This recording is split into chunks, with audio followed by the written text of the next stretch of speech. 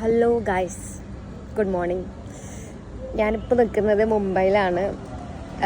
ചെറിയൊരു പണി പറ്റിയിരുന്നാലും എനിക്ക് ടൈം ഉണ്ടായിരുന്നു, കുഴപ്പമില്ല. ഞാനിപ്പോൾ മുംബൈക്ക് എന്തിനാണ് വന്നതെന്ന് വെച്ചാൽ ഞാൻ നാട്ടിൽ പോവുകയാണ്.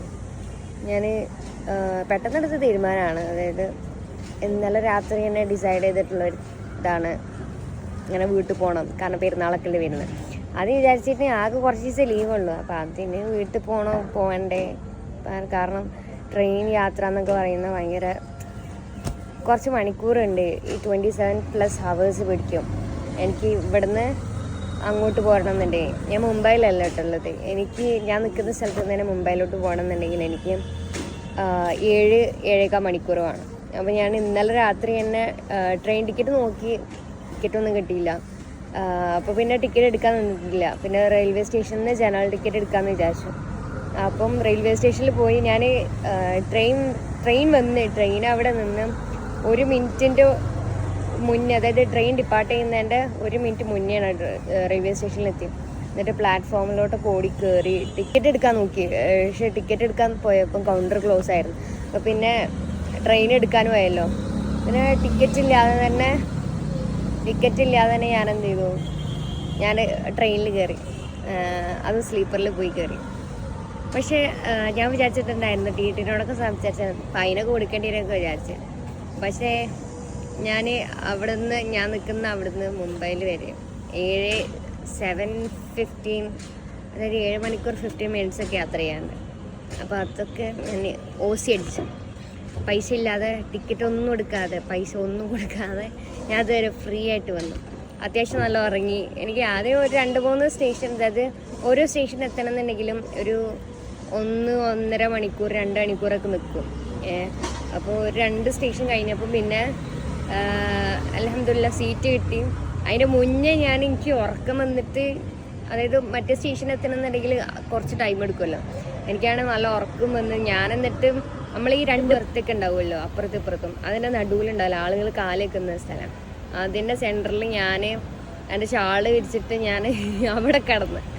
കാരണം ഉറക്കം വന്ന്, സീറ്റില്ല. ഞാൻ ആദ്യം വേറൊരു എന്താ പറയുക, കുറച്ച് ചേച്ചിമാരെടുത്ത്, കുറച്ചുകൂടെ ആൻറ്റീസ് എന്നൊക്കെ പറയാം, നല്ല പ്രായമൊക്കെ ഉണ്ട്, അത്യാവശ്യം കുഴപ്പമില്ലാത്തൊരു പ്രായമുണ്ട്. പക്ഷെ എന്നാലും നോർത്തൻ ഭാഗത്തിൽ ഇങ്ങനെ കലപല അങ്ങനെ സംസാരിക്കുന്ന ചേച്ചികളൊക്കെ ഉണ്ടല്ലോ. അപ്പോൾ അവർ പറഞ്ഞ് അവരൊരു കുറച്ച് സാധനങ്ങൾ വെച്ചിട്ടുണ്ടായിരുന്നു, ഓരോ പെട്ടികളാണ്. അപ്പോൾ അവർ പറഞ്ഞ് ഞാൻ എൻ്റെ ബാഗ് അവിടെ വെച്ചിട്ട് എൻ്റെ ബാഗിൻ്റെ മുകളിലാണ്, അതായത് ഞാൻ ആ സാധനങ്ങളൊന്നും നശിപ്പിക്കണമൊന്നുമില്ല, അതിമേൽ തല ചാറ്റണമൊന്നുമില്ല. പക്ഷേ അവർ പറഞ്ഞ് സാധനങ്ങൾ കേടി വരും പോലെ ഇങ്ങനെ ഒച്ചപ്പാടുണ്ടാക്കി. അപ്പം എനിക്കാണെങ്കിൽ ഒന്നും പറയാൻ പറ്റില്ല, കാരണം ടിക്കറ്റും ഇല്ലല്ലോ. ഓൾക്ക് ടിക്കറ്റ് ഉണ്ടോ എനിക്ക് അറിയില്ല. അപ്പോൾ പിന്നെ ഞാൻ പിന്നെ അവിടെ നിന്ന് നീച്ചു പോന്ന്. എനിക്കാണെങ്കിൽ ഒരുമാതിരി ആയിപ്പോയി. ഒരു ദേഷ്യം വരുന്നുണ്ട്. പക്ഷെ ദേഷ്യം അങ്ങോട്ട് പ്രകടിപ്പിക്കാനും പറ്റൂലല്ലോ. ഞാൻ പറഞ്ഞു, ഞാൻ സാധനമൊന്നും ചെയ്യുന്നില്ലല്ലോ, സാധനം അവിടെയാണല്ലോ, ഞാൻ ഇവിടെയാണല്ലോ നിൽക്കണതൊക്കെ ഹിന്ദിയിലൊക്കെ ഇങ്ങനെ പറഞ്ഞു. പക്ഷേ ഞാൻ അവിടെ നിന്ന് നീച്ചു പോന്നു. പിന്നെ ഇങ്ങനെ നടന്നപ്പം ഇങ്ങനെ കുറച്ച് നേരം ഇങ്ങനെ നിന്നപ്പോൾ ഉണ്ട് ഒരു ബർത്തിലിരിക്കുന്ന ആൾ പറഞ്ഞു, മോള് ഇവിടെ ഒന്നും കുഴപ്പമില്ല. അവിടെ ആ ബർത്തിൽ 2 ആൾക്കാരുണ്ടായിരുന്നു. അപ്പം മറ്റേ ആൾ മോശമാണ് തോന്നുന്നത്, എനിക്കറിയില്ല. ഞങ്ങൾ നല്ല കമ്പനിയൊക്കെ ആയിരുന്നു. ഇങ്ങനെ മൂപ്പര് സ്റ്റോറി ഞാനങ്ങനെ വല്ലാതെ സംസാരിച്ചില്ലേ. മൂപ്പര് ഇങ്ങനെ കുറേ സ്റ്റോറീസൊക്കെ ഇങ്ങനെ പറഞ്ഞു, കുറേ 18 രാജ്യങ്ങൾ കറങ്ങി എന്നൊക്കെ പറഞ്ഞിട്ട്. മൂപ്പർക്ക് അത്യാവശ്യം നല്ല നോളജ് ഉണ്ട്. അങ്ങനെ ഞാൻ കുറച്ച് സംസാരിച്ചു. അതിന് ശേഷം പിന്നെ ആ ബർത്തിൻ്റെ 2ൻ്റെ ഇടയിൽ മൂപ്പര് പറഞ്ഞ സ്ത്രീകളാണല്ലോ അവിടെ നിൽക്കുന്നത്. പിന്നെ ആ ബർത്തിൽ തന്നെ വേറൊരു കാക്കുണ്ട് പറഞ്ഞല്ലോ, അയാളുടെ വൈഫ് നിൽക്കുന്ന ബർത്തുണ്ട്. അപ്പം അവർ പറഞ്ഞു, നീ അവിടെ കടന്നു കുഴപ്പമില്ല. എന്നിട്ട് എവിടെ ബർത്തിലല്ലേ ഞാൻ കിടക്കുന്നത്, 2 ബർത്തിൻ്റെ ഇടയിൽ കാല് വെക്കുന്ന സ്ഥലം ഉണ്ടല്ലോ, അവിടെ പോയി കടന്ന് പിന്നെ 2 സ്റ്റേഷൻ കഴിഞ്ഞതിന് ശേഷം എനിക്ക് ബർത്ത് കിട്ടി. അവർ പറഞ്ഞു ഒരു ബർത്തിൽ കാലിയാണ് പറഞ്ഞു. അപ്പോൾ ആ ബർത്ത് പോയി കുറച്ച് കടന്നപ്പോൾ മറ്റേ സ്റ്റേഷൻ എത്തിയപ്പോഴത്തേനും അതിൻ്റെ സീറ്റുകാർ പോന്ന്, 2 ആൾക്കാരുണ്ടായിരുന്നു. ഓല് വന്നപ്പോൾ ഞാൻ നീച്ചു കൊടുത്തു. പിന്നെ വേറെ കുറച്ച് ബർത്ത് ഫ്രീ ആയിട്ടുണ്ടായിരുന്നു. അതിലൊരു ബർത്തിൽ കയറി ഞാൻ കടന്നു മിഡിലിൽ. എന്നിട്ട് അവിടെ കിടന്ന് അവിടെ ഉറങ്ങാനെനിക്ക് ട്രെയിനിൽ കയറി എനിക്ക് വല്ല ഉറങ്ങാൻ പറ്റില്ല, കാരണം ഞാനിങ്ങനെ എണീറ്റുകൊണ്ടേ നിൽക്കും. അപ്പം അങ്ങനെയൊക്കെയാണ്. ഇനിയിപ്പം ഇവിടുന്ന് മുംബൈയിൽ നിന്ന് ഫ്ലൈറ്റ് ഉണ്ട്.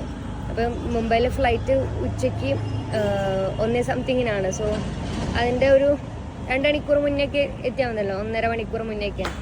അപ്പം അതുകൊണ്ട് തന്നെ പിന്നെ ഇത്താത്തങ്ങ ഫോൺ വിളിച്ചപ്പോൾ പറഞ്ഞിട്ടുണ്ടായിരുന്നു മുംബൈയിൽ നല്ല മാർക്കറ്റ് ഉണ്ടെന്ന് തന്നെ, അവിടെ നിന്ന് ഡ്രസ്സൊക്കെ വാങ്ങുക. അപ്പം ഞാനങ്ങനെ ഇവിടെ ഒരു എന്തോ ലിങ്കിങ് മാർക്കറ്റ് എന്ന് പറയുന്നുണ്ട്, ഞാൻ അവിടെ വന്നതാണ്. പക്ഷേ ഞാൻ വന്നപ്പം ഒരു ഓട്ടോ വിളിച്ച് 30 രൂപ വാങ്ങി, അതായത് റെയിൽവേ സ്റ്റേഷനിൽ നിന്ന് 30 രൂപ വാങ്ങിയിട്ട് മാർക്കറ്റിലെത്തിയപ്പം മാർക്കറ്റ് ക്ലോസ്ഡാണ്. മാർക്കറ്റ് ഇത്രയും സുബിക്ക് തുറക്കില്ല എന്നാണ് മൂപ്പര് കാരണം. എന്നിട്ട് ഞാൻ മൂപ്പരോട് ചോദിച്ചേ പിന്നെ എത്ര സമയത്തിലാണ് തുറക്കൽ, ഏത് സമയത്തിലാണ് തുറക്കൽ ചോദിച്ചാൽ മൂപ്പർക്കാണെങ്കിൽ ഇംഗ്ലീഷും അറിയില്ല, എനിക്കാണെങ്കിലോ ഹിന്ദിയിൽ നമ്പറും അറിയില്ല. ഞാൻ പിന്നെ ഇവിടെ ഏതായാലും ഇവിടെ ഇറങ്ങാൻ വിചാരിച്ച് മാർക്കറ്റിൽ ഇറങ്ങി, ഫുള്ള് ക്ലോസ്ഡാണ് കേട്ടോ. അപ്പം ഞാൻ ഇവിടെ വെറുതെ കുത്തിറക്കാം, അപ്പം പിന്നെ ഇങ്ങനെ വീഡിയോ ചെയ്യാൻ വിചാരിച്ച്. അപ്പം ഇനിയിപ്പം ഇൻഷാല്ല എയർപോർട്ട് പോകണം. എയർപോർട്ടിൽ പോയിട്ട് അവിടുന്ന് നേരെ കാലിക്കറ്റ് ഫ്ലൈറ്റ്, എന്നിട്ട് പെരയിലെത്തണം, നോമ്പെടുക്കണം. അല്ല ഇന്നത്തെ നോമ്പ് എനിക്ക് ഫുള്ളാവുമെന്ന് എനിക്കറിയില്ല. ഞാൻ ഇന്നലെ രാത്രി പൂരിയും പിന്നെ ഉരുളക്കിഴങ്ങിൻ്റെ കറി ഉണ്ടായിരുന്നു, അതൊന്നും കഴിച്ച്, വേറെ ഒന്നും സുബിക്കൊന്നും കഴിച്ചിട്ടില്ല. അപ്പം ഇന്നത്തെ നോമ്പ് കിട്ടുമെന്നും വിചാരിക്കുന്നത്, വിശപ്പൊന്നും ഉണ്ടാവില്ല വിചാരിക്കുന്നത്. അപ്പോൾ അതൊക്കെയാണ് ഇന്നത്തെ അവസ്ഥ. ഇനി നമുക്ക് എയർപോർട്ടിലോട്ട് പോകാം. ഇതാണ് കേട്ടോ ലിങ്കിങ് മാർക്കറ്റ് എന്ന് പറയുന്ന സ്ഥലം.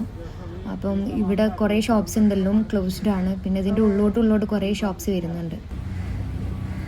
പിന്നെ ഞാൻ അവിടുന്ന് എയർപോർട്ടിലോട്ട് പോകാൻ ഒരു ഓട്ടോ വിളിച്ച് അങ്ങനെ ഓട്ടോയിൽ എയർപോർട്ടിലോട്ട് ഞാൻ പോയിക്കൊണ്ടിരിക്കുകയാണ്.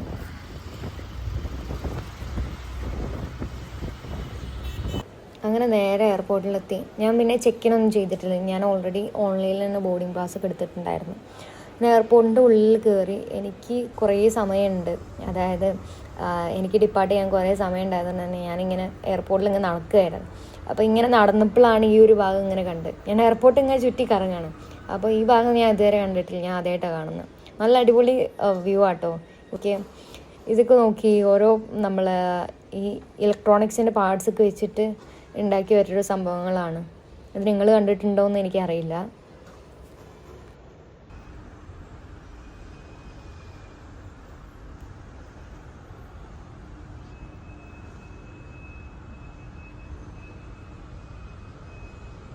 പിന്നെ ഇതൊക്കെ കണ്ടതിന് ശേഷം നമ്മളെ മെയിൻ വ്യൂ ആയിട്ടുള്ള എയർക്രാഫ്റ്റ് ഇങ്ങനെ പുഷ് ബാക്ക് ചെയ്യുന്നതും ടാക്സി ചെയ്യുന്നതും ഡിപ്പാർട്ട് ചെയ്യുന്നതും ലാൻഡിങ് ചെയ്യണതും അതൊക്കെ അങ്ങനെ കണ്ടിങ്ങനെ നിന്ന് അങ്ങനെ കുറേ മണിക്കൂറിന് ശേഷം നമ്മൾ ബോർഡിങ് ചെയ്യാൻ പോവാണ്.